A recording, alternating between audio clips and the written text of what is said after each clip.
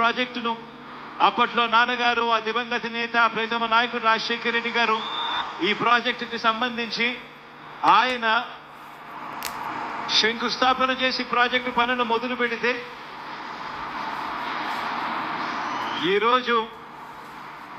ఆయన కొడుకుగా 2 టనళ్లను కూడా ఆయన కొడుకే పూర్తి చేయడం, ఆయన కొడుకే జాతికి అంకితం చేయడం ఇప్పుడే మనం చూస్తూ ఉన్నాం. ఏదైతే వెలుగొండకు సంబంధించినటువంటి టన్నెల్ 2లో మనందరం కూడా ఉన్నాం. ఈ టన్నెల్ 2లో కూడా చాలా క్లిష్టమైనటువంటి వర్క్. ఇప్పుడే మనం నడుచుకుంటూ వస్తూ ఉంటే ఈ 30 మీటర్లోనే 3 చోట్ల కొలాప్స్ అయి కింద పడినటువంటి ఏదైతే రాక్స్ ని కూడా మనం చూస్తూ హైకోర్టు స్టే ఆర్డర్ దీని మీద ఇచ్చి ఉంటే కనీసం చిన్న ప్రయత్నం కూడా చేయకుండా మరి ఆ రోజు వెలుగొండ పూర్తయిపోయిందని ఇన్ని క్లిష్టమైనటువంటి పనుల్ని దగ్గర 3,000 కోట్ల రూపాయల విలువైన పనులు ఇంకా మిగిలి ఉండగానే